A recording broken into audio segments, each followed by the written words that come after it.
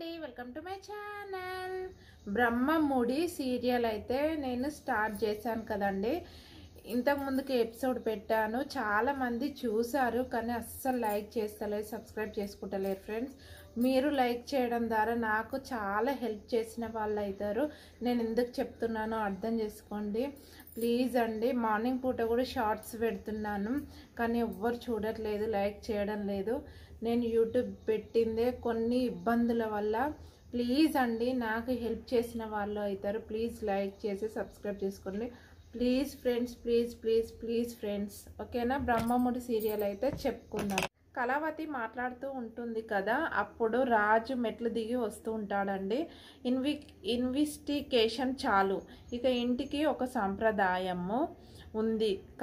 కనకపోయిన పెంచిన ప్రేమతో మాట్లాడే వయసు, అనుభవం నీకు లేవు అని అంటూ ఉంటాడు రాజ్ వాళ్ళ అత్తయ్య దగ్గరికి అయితే వెళ్ళి, నువ్వు అంతగా చెప్పినా నేను వినలేదు అత్తయ్య, సారీ అని అయితే అంటూ ఉంటాడు రాజు. అలాగే రాహుల్ దగ్గరికి వెళ్ళి అయితే ఐఆమ్ సారీ అని చెప్తూ ఉంటాడు. అప్పుడైతే రాహుల్ అయితే అంటూ ఉంటాడు, నువ్వు ఇచ్చిన బిరుదులు చాలు అని అంటూ ఉంటాడు. రాహుల్ అంటూ ఉంటాడు, ఈ రాహుల్ ఒక నేరస్తుడని ఆఫీసులో అందరూ నా గురించి చెడుగా మాట్లాడుకుంటున్నారు అని, నానా రకాలుగా అనుకుంటూ ఉన్నారు అని చాలా బాధతోనైతే వెళ్ళిపోతూ ఉంటాడు పైకి తన రూమ్కి. రాజ్, నువ్వు ఎక్కువగా ఫీల్ అవ్వకు అని అంటూ ఉంటారు.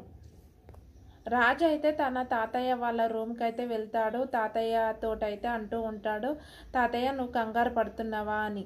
అప్పుడు వాళ్ళ తాతయ్య అంటూ ఉంటాడు, నాది కంగారు కాదురా, భయం అని అంటూ ఉంటాడు. నీకు ఇప్పుడు తెలియదురా, ముందు తెలుస్తుంది అని అంటూ ఉంటాడు తాతయ్య అంటూ ఉంటాడు, పుకారులు చెయ్యాలని గొడవ మొదలు పెట్టింది.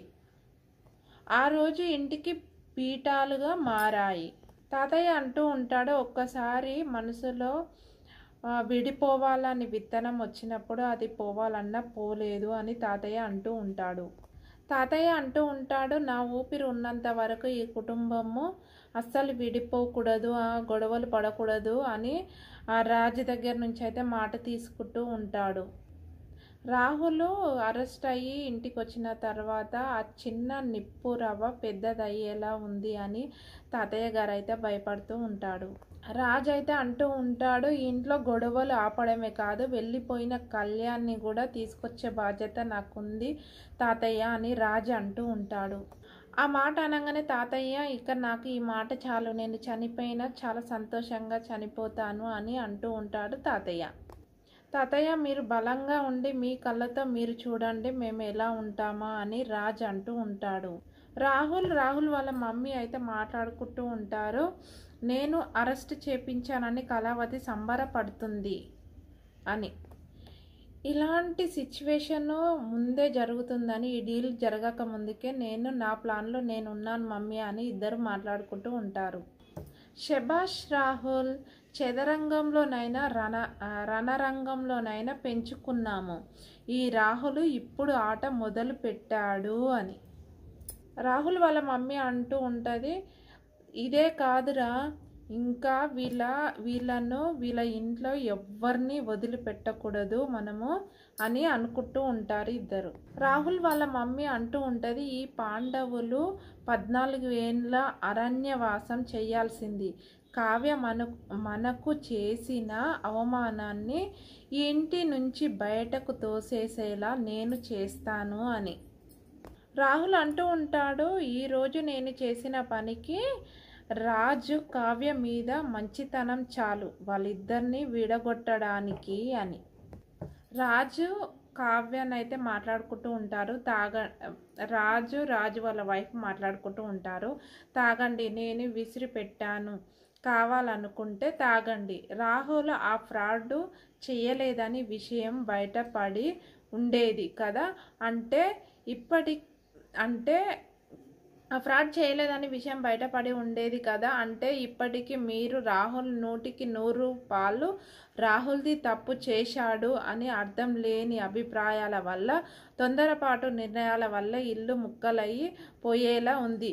చీడ పురుగులని పారివేయాలని మాత్రము అన్నా. ఇంటికి ఏమి కాదు, తెల్లవారితే బెయిల్ మీద రిలీజ్ అయ్యేవాడిని. రాహుల్ లాగా నేను బయటపడేవాడిని. ఒకవేళ మీరు అరెస్ట్ అయ్యి ఉంటే మీకు బెయిలు కూడా దొరకకుండా చేసేవాడు. ఏంటి, నువ్వు జ్యోతిష్యం చెప్తున్నావా, నిజం చెప్తున్నావా అని రాజు అంటూ ఉంటాడు. నా బాధ్యత కాదు, అసమర్థుల సంస్థకు కీడు విధంగా సంబంధం లేదు. నేను కూడా దొంగిరాలు వారిటి కోడల్ని ఎదుర్కొంటున్నాను. తాతయ్య నిర్ణయాన్ని అయినా సరే నేను తప్పు పడతాను. ఏమీ తాతయ్యకు ఎదురు మాట్లాడే సాహసం చేస్తున్నావా ఇప్పుడు? ఆ నిర్ణయం తీవ్రంగా ఉంటాయి, నా నిర్ణయాలకు తీవ్రంగా ఉంటాయి. అంటే తాతయ్యకు ఎదురు చెప్తే నా నిర్ణయానికి తీవ్రంగా ఉంటాయని రాజు అంటూ ఉంటాడు. మీ నిర్ణయాలు ఏ విధంగా ఉంటాయి అనేది పక్కన పెడదాం. అసలు నేను తప్పు చెయ్యడము న్యాయం ఎటునేది నాకు స్పష్టంగా తెలిసింది.